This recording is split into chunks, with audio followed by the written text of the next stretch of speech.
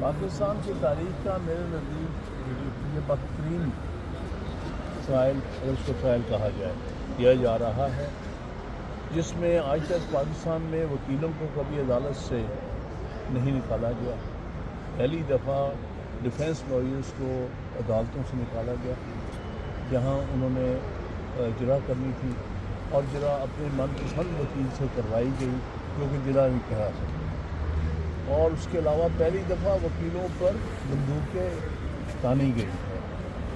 جو واقعات سامنے آئے ہیں کہ ان کے ایک چھوٹے کمرے میں لے جا کر ان کو خوفزدہ کرنے کی کوشش کی گئی ہے اور ان پر بندوقیں تانی گئی ہیں، جو کہ ایک بدترین مثال ہے ملک میں انصاف کے نظام کو جو ہے وہ پرورٹ کرنے کی۔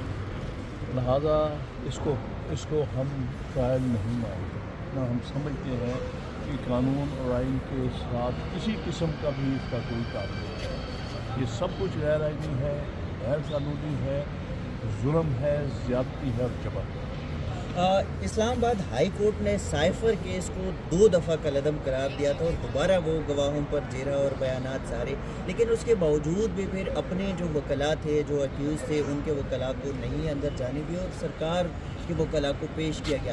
یہ قانونی طور پہ یا قانون اس حوالے سے کیا اس کے اندر بڑھ گیا؟ قانون میں اس قسم کی کوئی اجازت نہیں کہ کسی بھی ایکیوز کے من پسند وکیل کے علاوہ کوئی اور جرا کرے، کیونکہ یہ ایک بنیادی حق ہے آئین کے مطابق، جس کو ہم کہتے ہیں right to counsel of your choice. یہ بنیادی حق ہے۔ آپ کسی بھی ملزم کو اس کے پسند کے وکیل سے الگ نہیں کر سکتے۔ اسی کو وکیل بننے کا رائٹ ہے جس کو ملزم اپنا وکیل بنائے اور جس کو ملزم سمجھے کہ وہ اس کو ٹرسٹ کر سکتا ہے بطور وکیل کے۔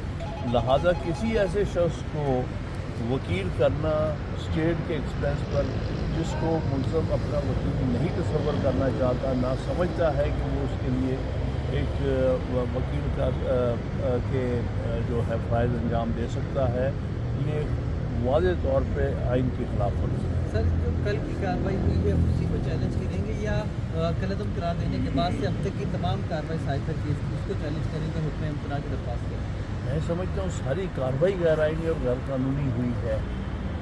جب اس کو انہوں نے واپس کیا ہے، وہاں پر ریمانڈ کیا ہے، اس کے بعد کی کارروائی جو ہے وہ بالکل غیر آئینی اور غیر قانونی ہے، اور ابھی صرف کل کی نہیں بلکہ جو ہفتے والے دن بھی کارروائی ہوئی ہے، جس میں کہ ایک معقول وجہ تھی ایڈجرنمنٹ کی ٹرائل لائر کی، اس کو ریجیکٹ کر کے اپنی من پسند ایک ڈیفینس کاؤنسل جو ایکچولی پروسیکیوشن کا حصہ ہے، وہ پروسیکیوشن ٹیم میں سے ایک شخص کو سلیکٹ کر کے بطور ڈیفینس کاؤنسل کے لگایا گیا ہے، اور اس کا مقصد صرف اور صرف یہ گارنٹی کرنا ہے کہ کنوکشن ہو سکے دونوں ملزمان کی۔ سائفر کیس کے ساتھ اسی اڈیالہ میں 2 اور نئے پریفرنسز بھی چل رہے ہیں اور جیل ٹرائل چل رہا ہے۔ اس کے خلاف اسلام آباد ہائی کورٹ میں درخواست آئی تھی، اور اس پہ 23 جنوری کو ججمنٹ بھی ریزرو ہوئی کہ آج 30 جنوری ہے، وہ فیصلہ نہیں سنایا گیا۔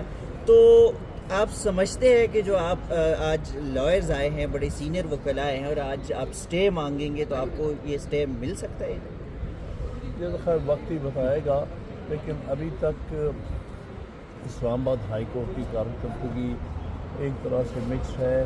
کچھ ججز کے بارے میں ہم محسوس کر رہے ہیں کہ انہوں نے آئین اور قانون کی ضروریات پوری نہیں کی، لیکن کچھ ایسے ہیں جنہوں نے اچھے آرڈر پاس کیے ہیں، جن کی وجہ سے یہ 2 دفعہ یہ کیس اور یہ ٹرائل کویش ہوا ہے۔ لہٰذا ہم امید کرتے ہیں کہ پھر اسلام آباد ہائی کورٹ انصاف کے اصولوں پر